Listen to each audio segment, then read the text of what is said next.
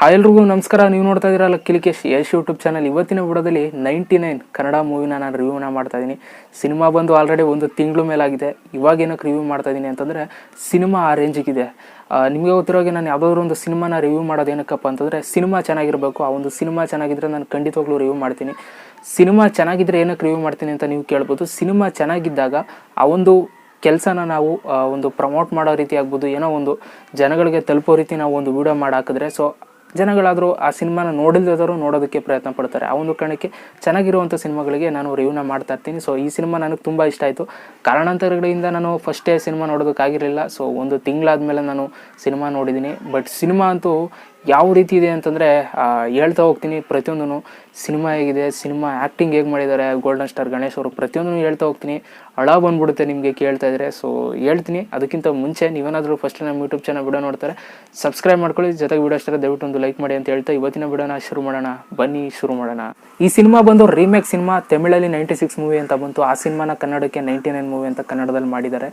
Remake ಆಗಿದ್ರು cinema ತುಂಬ ಚೆನ್ನಾಗಿದೆ. ನಮ್ಮ ಭಾಷೆಯಲ್ಲಿ ನೋಡೋದೇ ಬೇರೆ ಥರ ಖುಷಿ ಕೊಡುತ್ತೆ. ಸಿನಿಮಾನ ತುಂಬ ಚೆನ್ನಾಗಿ ತೆಗೆದಿದ್ದಾರೆ ಅಂತಲೇ ಹೇಳ್ಬೋದು. ಈ ಸಿನಿಮಾನ ನೋಡ್ತಾ ಇದ್ರೆ ನಮ್ಮ ಸ್ಕೂಲ್ ಡೇಸ್ ಮೆಮೊರೀಸ್ ತುಂಬ ನೆನಪಾಗುತ್ತೆ ಅಂತಲೇ ಹೇಳ್ಬೋದು. ಒಂದು ಸಲ ನಮ್ಮ ಸ್ಕೂಲ್ ಏನೇನೆಲ್ಲ ಮಾಡ್ತಿದ್ದೋ ಪ್ರತಿಯೊಂದು ನೆನಪಾಗುತ್ತೆ. ನನಗಂತೂ ನಮ್ಮ ಸ್ಕೂಲ್ ಇಲ್ಲೇ ಹತ್ರನೇ, ಹೋಗಿ ಬರೋಣ ಅಂತ ಅನಿಸ್ಬಿಟ್ಟಿದೆ. ಓಕೆ. ಜೊತೆಗೆ ಈ ಸಿನಿಮಾದಲ್ಲಿ ಗೋಲ್ಡನ್ ಸ್ಟಾರ್ ಗಣೇಶ್ ಅವರ ಆ್ಯಕ್ಟಿಂಗ್ ಅಂತೂ ತುಂಬ ಚೆನ್ನಾಗಿ ಆ್ಯಕ್ಟ್ ಮಾಡಿದ್ದಾರೆ ಅಂತಲೇ ಹೇಳ್ಬೋದು. ಗೋಲ್ಡನ್ ಸ್ಟಾರ್ ಗಣೇಶ್ ಅವರ ಪ್ಲಸ್ ಪಾಯಿಂಟ್ ಏನಪ್ಪ ಅಂತಂದರೆ ಅವರು ಎಮೋಷನಲ್ ಸೀನ್ಸ್ಗಳನ್ನ ತುಂಬ ಚೆನ್ನಾಗಿ ಹ್ಯಾಂಡಲ್ ಮಾಡ್ತಾರೆ ಅಂತಲೇ ಹೇಳ್ಬೋದು. ಅವ್ರು ತುಂಬ ಸಿನಿಮಾಗಳನ್ನ ನಾನು ನೋಡಿದ್ದೀನಿ.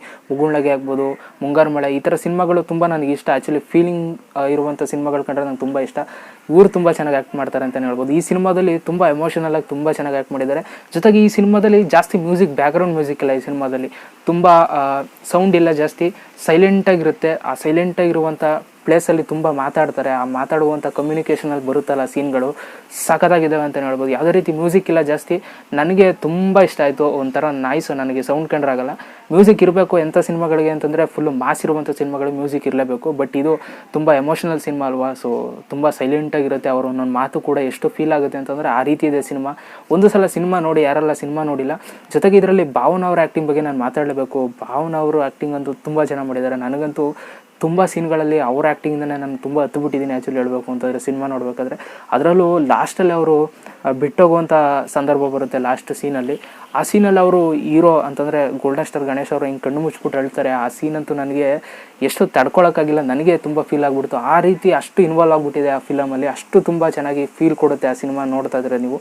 ಸಿನಿಮಾ ನೋಡಿ, ತುಂಬ ಚೆನ್ನಾಗಿ ಮಾಡಿದ್ದಾರೆ. ಭಾವನಾ ಅವರು ಜೊತೆಗೆ ಗೋಲ್ಡನ್ ಸ್ಟಾರ್ ಗಣೇಶ್ ಅವರು ಎಲ್ಲ ತುಂಬ ಚೆನ್ನಾಗಿ ಆ್ಯಕ್ಟ್ ಮಾಡಿದ್ದಾರೆ ಅಂತಲೇ ಹೇಳ್ಬೋದು. ಸ್ಕೂಲ್ ಡೇಸಲ್ಲಿ ಬೇರೆಯವ್ರು ಆ್ಯಕ್ಟ್ ಮಾಡಿದ್ದಾರೆ. ಭಾವನಾ ಅವರು ಮತ್ತು ಗೋಲ್ಡನ್ ಸ್ಟಾರ್ ಗಣೇಶ್ ಅವರು ಇಬ್ಬರು ಸ್ಕೂಲ್ ಡೇಸಲ್ಲಿ ಓದ್ತಾ ಇರ್ಬೇಕಾದ್ರೆ ಬೇರೆಯವ್ರು ಆ್ಯಕ್ಟ್ ಮಾಡಿದ್ದಾರೆ. ಅವರು ಕೂಡ ತುಂಬ ಚೆನ್ನಾಗಿ ಆ್ಯಕ್ಟ್ ಮಾಡಿದ್ದಾರೆ ಅಂತಲೇ ಹೇಳ್ಬೋದು. ನನಗೆ ತುಂಬ ಇಷ್ಟ ಆಯಿತು ಸಿನಿಮಾ. ಯಾರೆಲ್ಲ ಸಿನಿಮಾ ನೋಡಿಲ್ಲ ದಯವಿಟ್ಟು ಸಿನಿಮಾ ನೋಡಿ. ನಿಮಗಂತೂ ಖಂಡಿತವಾಗ್ಲೂ ಇಷ್ಟ ಆಗುತ್ತೆ. ಆಮೇಲೆ ಬಂದು ಕಮೆಂಟ್ ಮಾಡ್ತೀರಾ ಅಂತ ನನ್ನ ಗ್ಯಾರಂಟಿ, ನಾನು ನಿಮಗೆ ಕೊಡ್ತೀನಿ ಅದನ್ನ. ಯಾರೆಲ್ಲ ಸಿನಿಮಾ ನೋಡಿದ್ದೀರಾ, ನಿಮ್ಗೆ ಯಾವೊಂದು ಪಾರ್ಟ್ ಇಷ್ಟ ಆಯಿತು ಅಂತ ಕಮೆಂಟ್ ಮಾಡಿ. ವೆಯ್ಟ್ ಮಾಡ್ತಾ ಇರ್ತೀನಿ. ನನಗಂತೂ ತುಂಬ ಇಷ್ಟ ಆಗ್ಬಿಟ್ಟಿದೆ. ಒಂದು ಸಲ ಸ್ಕೂಲ್ಗೆ ಹೋಗಿ ಬರಬೇಕು ಅಂತ ಅನಿಸ್ತಾ ಇದೆ. ಹೋಗಿ ಬರ್ತೀನಿ. ಎಲ್ರಿಗೂ ಬಾಯ್, ಮತ್ತೆ ಸಿಗೋಣ.